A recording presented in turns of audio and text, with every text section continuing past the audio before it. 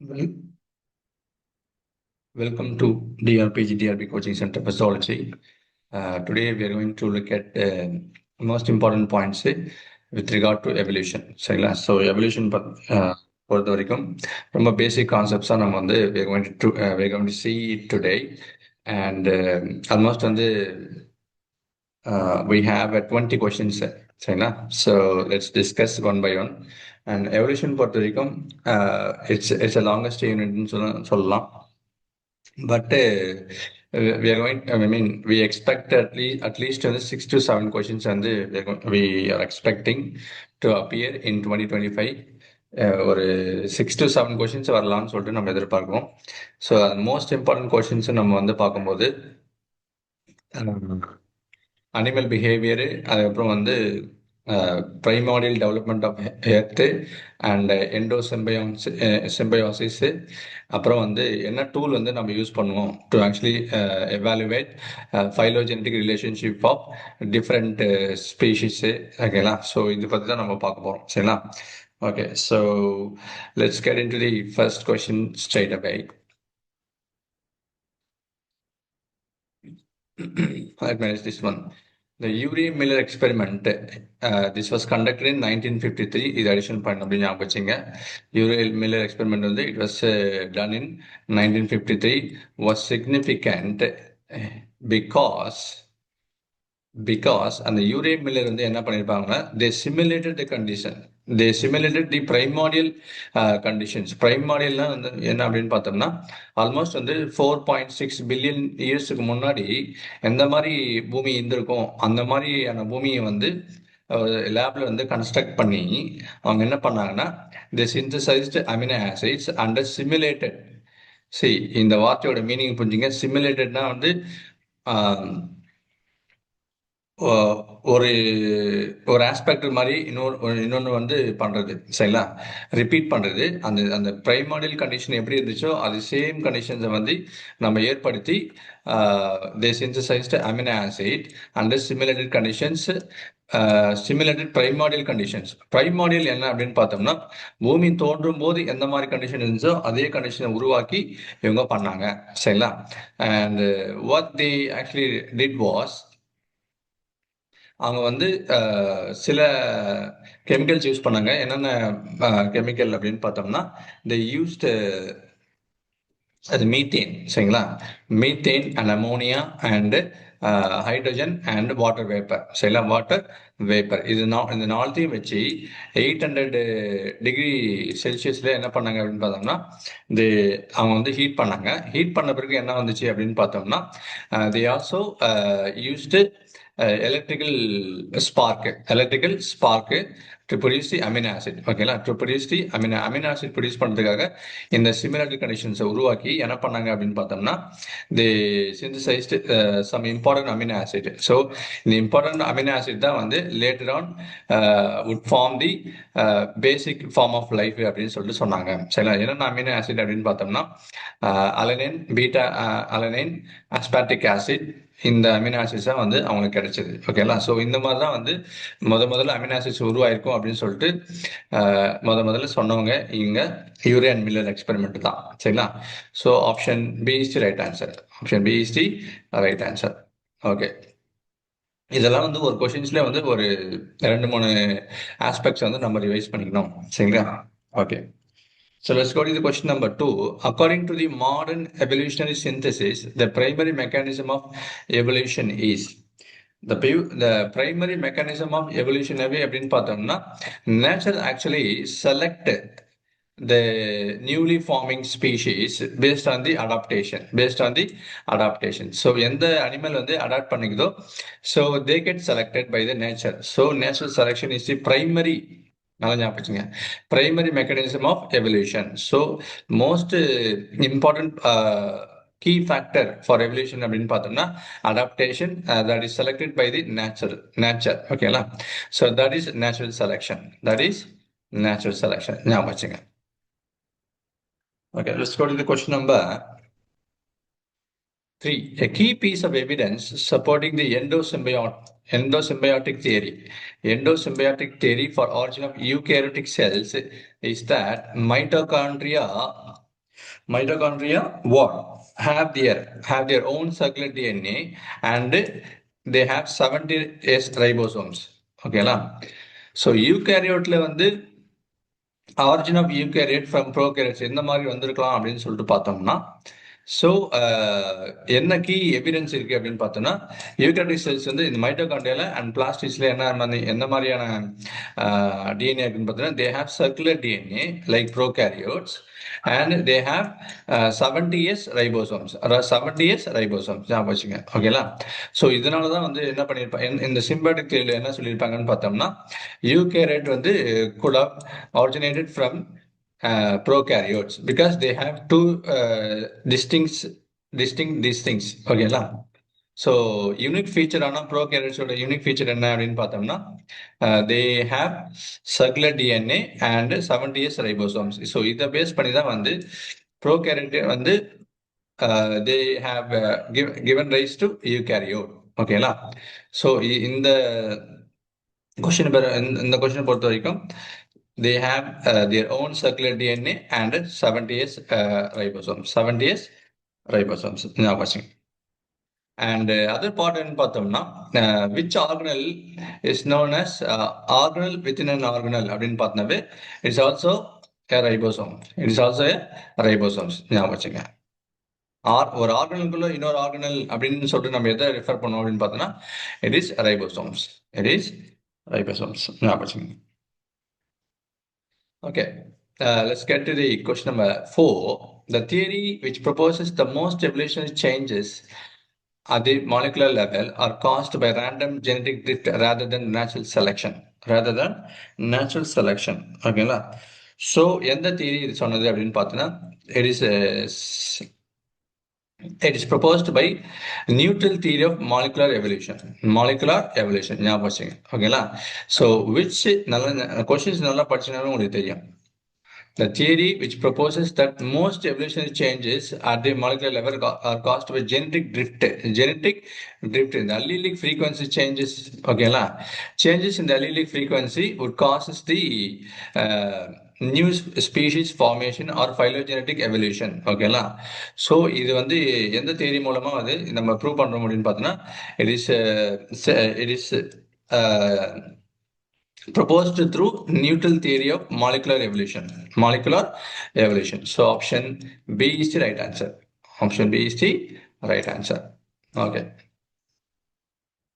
Okay, so let's go to the question number 5. In the context of speciation, the Grand Canyon squirrel are a classic example of what I'm getting at. It is a classical example of allopatric speciation.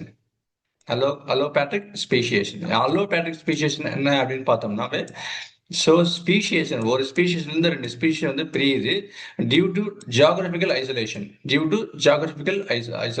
இதுதான் வந்து பார்த்தோம்னா அல்லோபேட்ரிக் speciation. ஞாபகம். சிம்பேட்ரிக் ஸ்பீஷியேஷனா வந்து without geographical isolation மூலியமா வந்து உருவாகக்கூடிய species வந்து பார்த்தோம்னா sympatric species. ஓகேங்களா? and with geographical isolation அவே வந்து we have allopatric speciation. சரிங்களா? ஸோ அதுக்கு எக்ஸாம்பிள் எதுன்னு பார்த்தோம்னா, இந்த கிராண்ட் கேனியனோட ஸ்கொரில் தான். ஸ்கொரில் அப்படின்னு பார்த்தோம்னா அந்த அணில்னு சொல்லுவோம். ஓகேங்களா?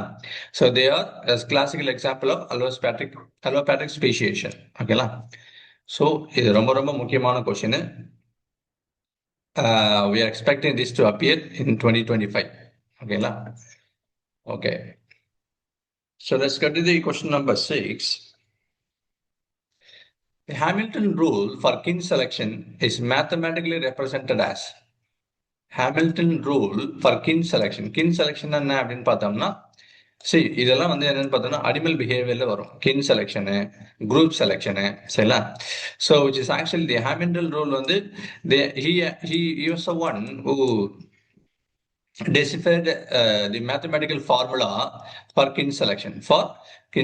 அவர் என்ன சொல்லியிருப்பாரு அப்படின்னு பார்த்தோம்னா, so he said RB is always greater than C.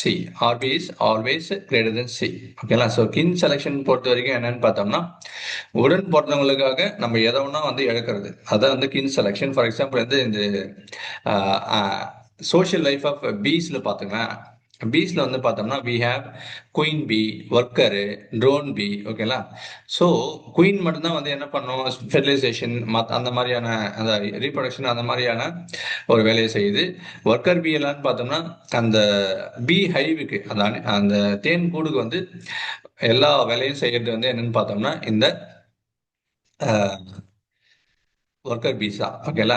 And mostly வந்து ட்ரோன்ஸ் எதுக்கு யூஸ் ஆகும்னு பார்த்தோம்னா அந்த ஹைவ் அந்த தேன் கூட்டோட டிஃபென்ஸுக்காக அது நிறைய ஒர்க் பண்ணும். ஓகேங்களா? And for fertilisation also. ஓகேங்களா? ஸோ இந்த RB RB is always greater than C. ஞாபகம் வச்சுங்க. So this is the answer for Hamilton rule for kin selection. ஓகேங்களா? Okay, let's go to the question number 7. Which of the following is a pre-zygotic isolating mechanism? நல்லா ஞாபகம் வச்சுங்க. ப்ரீசைகோட்டிக் isolation mechanism என்னவே நமக்கு என்ன அப்படின்னு பார்த்தோம்னா டெம்போரல் ஐசோலேஷன். ஓகேங்களா? போஸ்ட் சைகோட்டிக் வேற இருக்கும், ப்ரீ சைகோட்டிக் வேற இருக்கும். So which of the following is pre zygotic isolating mechanism பார்த்தோம்னா example for this is temporal isolation. ஞாபகம் வச்சுங்க. ஸோ உங்களுக்கு அந்த கீ வேர்டு என்னன்னு பார்த்தோம்னா ப்ரீ சைகோட்டிக் அண்ட் டெம்போரல், இதுதான் ஞாபகம். ஓகேங்களா?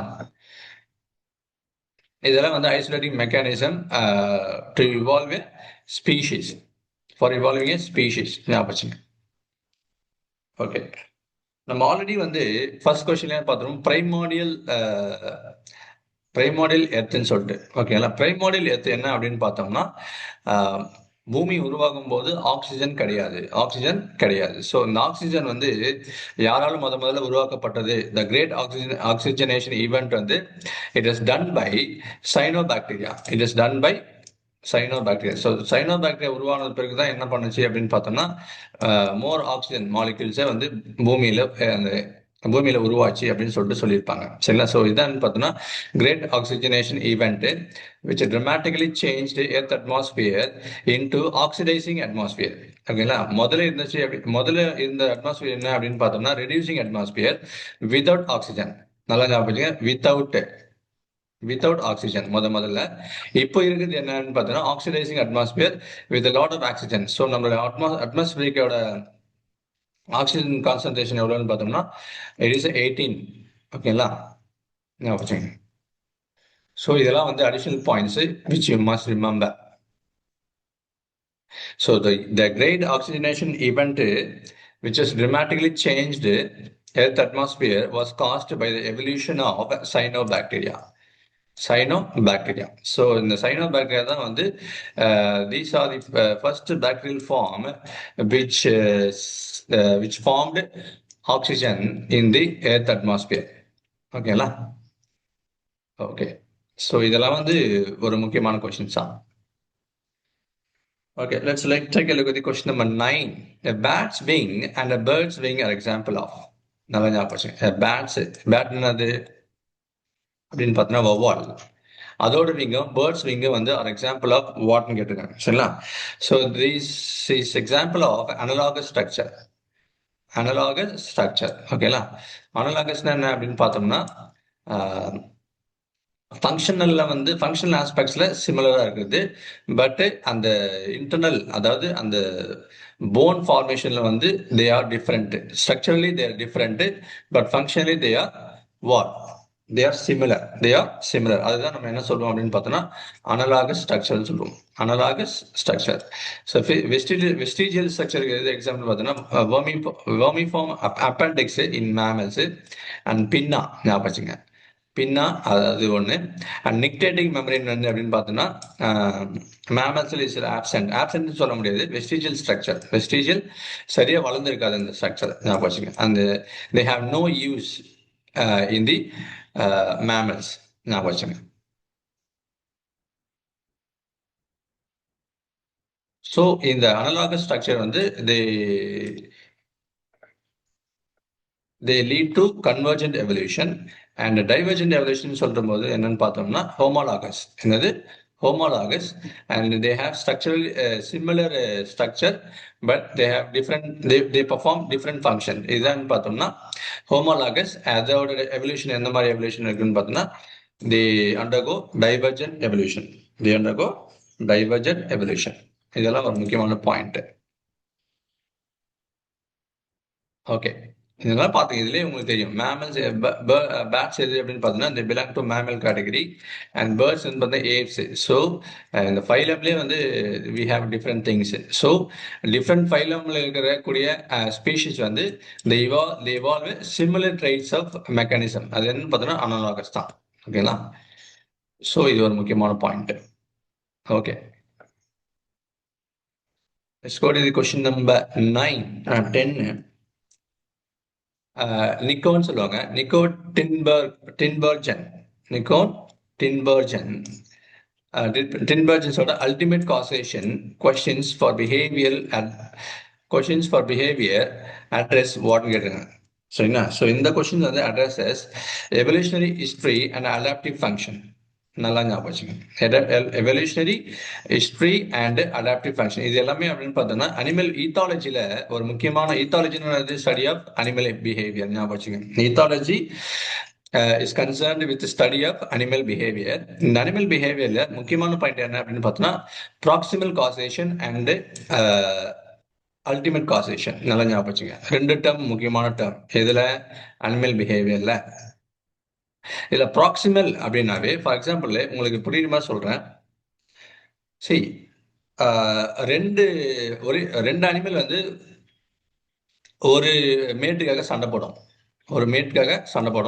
ஃபார் எக்ஸாம்பிள் வந்து ரெண்டு புல்ஸ் வந்து சண்டை போடுது. For example to attract female. So ரெண்டு புல்ஸ் வந்து சண்டை போடுது டு அட்ராக்ட் ஃபீமேல். ஞாபகம் வச்சுங்க. இந்த இந்த பிஹேவியர் வந்து இது எப்படி ஓவர் அந்த பிறந்தலேருந்து இந்த புல் வந்து எப்படி வந்து இது டெவலப் பண்ணியிருக்கோம், இதை வச்சு இந்த பிஹேவியர் படிக்கிறது என்னன்னு பார்த்தோம்னா which is known as proximal causation. ஞாபகம் வச்சுங்க. இந்த பிஹேவியர் இதோட ஆன்செஸ்டர் ஃபார்ம்லேருந்து எப்படி இந்த இதுக்கு கடத்தப்படுது அப்படின்னு பார்த்தோம்னாவே விச் இஸ் அல்டிமேட் காசேஷன். நல்லா புரிஞ்சுக்கங்க இந்த கொஸ்டினை. ஸோ டின்பர்ஜன்ஸ் என்னவே அப்படின்னு பார்த்தோம்னா is the scientist who actually propose this theory ultimate causation and proximal causation. And ultimate causation என்னது அப்படின்னு பார்த்தோம்னா how this ultimately leads to reproductive ability. Reproduction பண்ணதுக்கு எந்த மாதிரியான எபிலிட்டி வந்து அதை வளர்த்துக்குது. ஓகேங்களா? அதுவும் பிளஸ் இந்த பிஹேவியர் அதுக்கு முந்தின அனிமல் இருந்து எப்படி இந்த அனிமலுக்கு கடத்தப்பட்டிருக்கும், இதை பத்தி படிக்கிறது என்ன அப்படின்னு பார்த்தோம்னா ultimate causation. And proximal causation அப்படின்னு சொல்லும்போது அந்த அனிமல் பிறந்ததுக்கு அப்புறம் எப்படி அதோட எக்ஸிஸ்டிங், அதாவது கூட இருக்கிற கொலீக்ஸ் கிட்ட இருந்து அந்த அனிமல் வந்து அந்த பிஹேவியர் வந்து டெவலப் பண்ணியிருக்கோம். அந்த பிஹேவியர் படிக்கிறது எதுன்னு பார்த்தோம்னா ப்ராக்சிமல் காசேஷன். ஸோ ஆப்ஷன் என்ன சொன்ன அப்படின்னு பார்த்தா அல்டிமேட் காசேஷனா வந்து evolution history and adaptive function. So option C is right answer. இந்த கான்செப்ட் எல்லாம் நீங்க புரிஞ்சுக்கணும். புரிஞ்சுக்கினா மட்டும்தான் you will be able to answer. ஓகேங்களா? ஸோ காசேஷன்ல ultimate causation and proximal causation. In nutshell சொல்லணும்னா அல்டிமேட் காசேஷன் வந்து leads to reproductive ability and it is also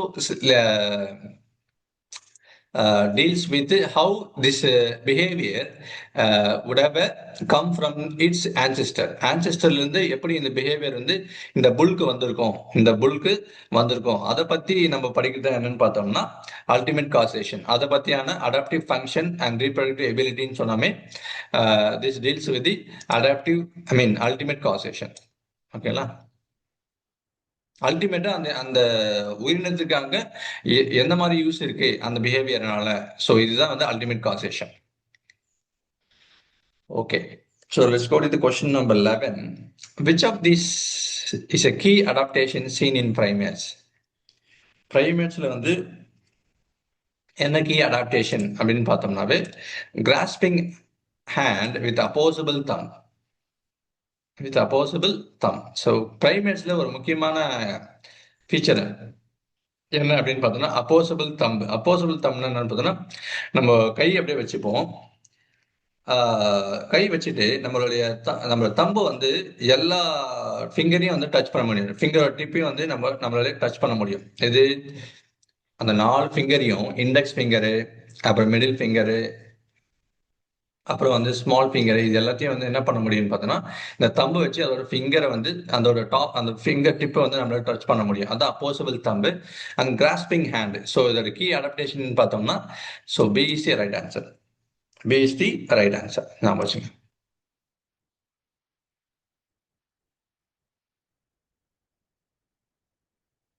Okay. The the dn divided by ds ratio is a common measure in a molecular evolution. ஞாபகம் வச்சுங்க. dn divided by ds ratio is a common measure in molecular evolution. A ratio greater than 1 typically indicates what கேட்டுக்கிறாங்க. So this typically வந்து இந்த ratio வந்து greater than 1 இருந்துச்சுனாவே this is known as positive selection. This is known as positive selection. இதுல ஒரு முக்கியமான concept என்ன அப்படின்னு பார்த்தோம்னா,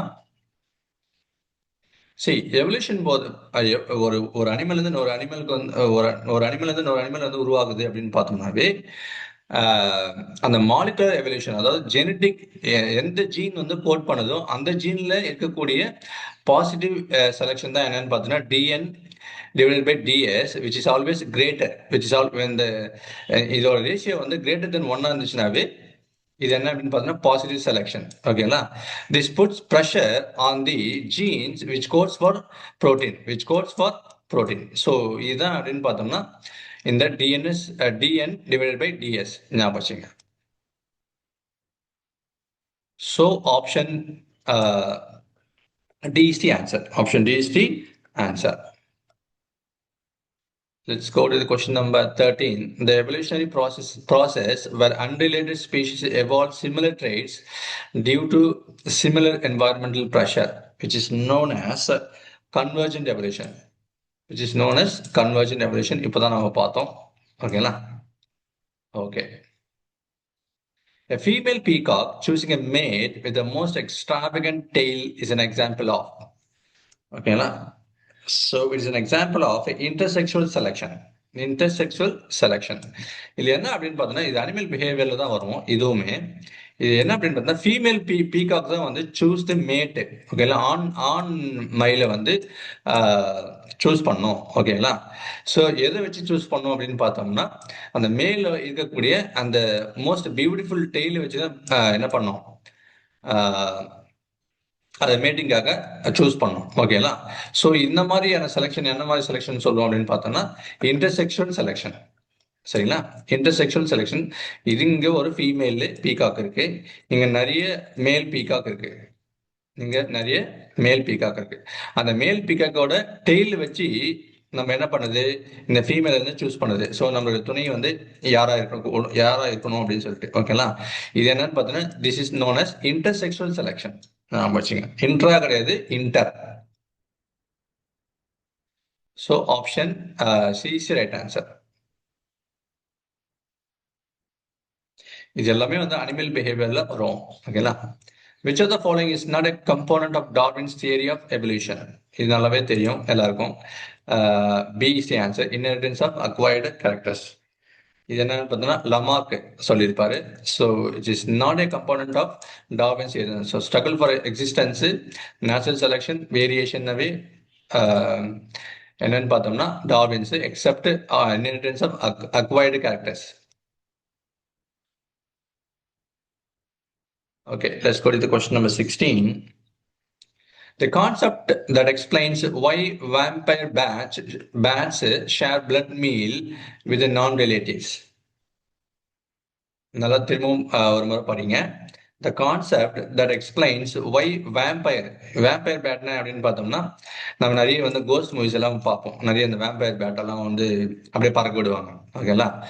vampire bat share blood meals with non relative. அதாவது வந்து டிஃப்ரெண்ட் ஸ்பீஷிஸோட ஏன் வந்து அது வந்து பிளட் வந்து ஷேர் பண்ணுது, பிளட் மீல வந்து ஷேர் பண்ணுது. சரிங்களா? இதுக்கு என்ன மாதிரி பிஹேவியரா இருக்கும் அப்படின்னு பார்த்தோம்னா, this is due to reciprocal altruism. நல்லா ஞாபகம் வச்சுங்க. ஓகேங்களா? ரெசிப்ரோக்கலுக்கு என்ன மீனிங் அப்படின்னு பார்த்தோம்னா, ஃபார் எக்ஸாம்பிள் நம்ம வந்து 2 டிஃப்ரெண்ட் ஸ்பீஷிஸா இருந்தாலும் கூட 2 டிஃப்ரெண்ட் ஸ்பீஷிஸ் வந்து சேம் நிச்சயம் வந்து ஆக்குபை பண்ணியிருந்தாங்கன்னா, நீ இதை சாப்பிட்டுக்க, நானும் இதை சாப்பிட்டுக்கிறேன், என்னோட டர்ன் வரும்போது நான் உனக்கு இது ஷேர் பண்றேன். உன் ஃபுட்டு வந்து நான் சாப்பிட வரும்போது நீ அது எனக்கு கொடு. இதுன்னு பார்த்தோம்னா ரெசிப்ரோக்கல். மீனிங் என்ன அப்படின்னு பார்த்தோம்னா ரெண்டு பேருமே மியூச்சுவலா வந்து அக்ரிமெண்ட் போட்டுப்பாங்க. Agreement agreement it's is known as behavioural consent. Behavioural consent என்னன்னு பார்த்தோன்னா, நான் உன் ஃபுட்டை வந்து சாப்பிடும்போது நீ என்னை தடுக்காத, நீ என் ஃபுட்டு சாப்பிடும்போது நான் உன்னை தடுக்க மாட்டேன். இதுதான் வந்து ரெசிப்ரோக்கல் ஆல்ட்ரிசம் சொல்லுவோம். ஓகேங்களா? Okay, so B is the right answer. B is the right answer.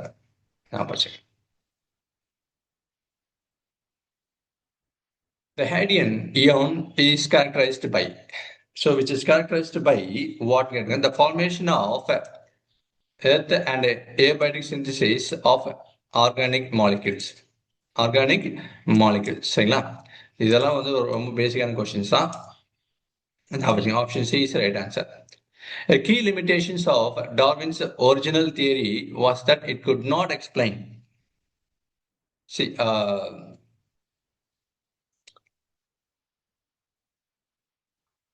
he could not explain the process of source of variation and the mechanism of inheritance. ஓகேங்களா? இவர் என்ன பண்ணாரு? Darwin was able to explain natural selection, adaptation and struggle for existence. But அந்த variation, அந்த வேறுபாடுகள் வந்து தோன்றுது இன்னொரு ஸ்பீஷிஸ் உருவாகும் போது. அது எங்கிருந்து வருது? இந்த சோர்ஸ் ஆஃப் வேரியேஷன் வந்து இ ஃபெயில் டு எக்ஸ்பிளைன். சரிங்களா?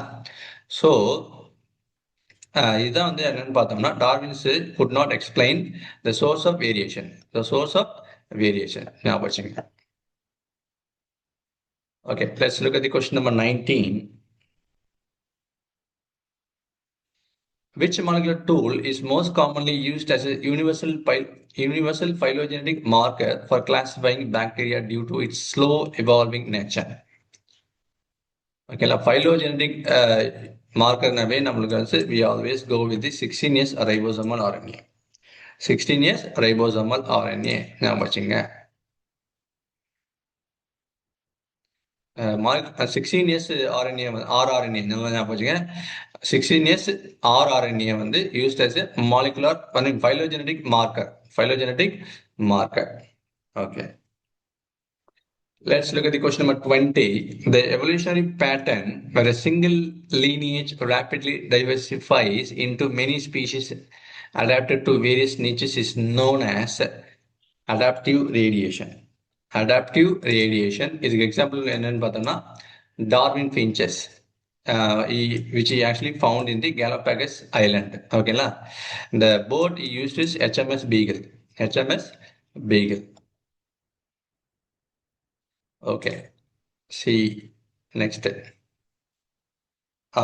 Question number 21. The neural strengthening of synapses. நல்லா ஞாபகம் வச்சுங்க. The neural strengthening of synapses in the hippocampus, it's a part of brain which is a fundamental basis for memory. Okay, is known as LTP ன்னு சொல்லுவாங்க. Long term potentiation. Long term potentiation ஞாபகம் வச்சுங்க. இந்த fixed action pattern என்னன்னு பார்த்தோம்னா, which is known as animal behaviour. இதில் நம்மளுடைய neural strengthening of synopsis இந்த ஹிப்போகாம்பஸ் வந்து which is fundamental basis for memory is known as long term potentiation. Now, so option B is the right answer. Option B is the right answer. And circadian rhythm naவே நமக்கு வந்து 24 hour cycle வந்துரும். 24 hour cycle. Habituation is different. Okay, so questions வந்து நம்ம almost வந்து ஒரு 21 questions பார்த்துருக்கோம். So நம்மளோட explanation, நம்மளோட questions எல்லாமே வந்து இந்த மாதிரி ஃபார்மேட்ல இருக்கும். And those who wants to join our test batches, please call us. ஓகேங்களா? அண்ட் நம்மளுடைய நம்பர் எங்கே இருக்குன்னு பார்த்தோம்னா நம்ம டிஸ்கிரிப்ஷன் பாக்ஸ்லேயே இருக்கும். அண்ட் தொடர்ந்து படிச்சுட்டே இருங்க and questions practice பண்ணிட்டே இருங்க. சரிங்களா? And so that is the key to your success. ஓகேங்களா? So thank you so much for watching this, and we'll get back to you with another video. Thank you.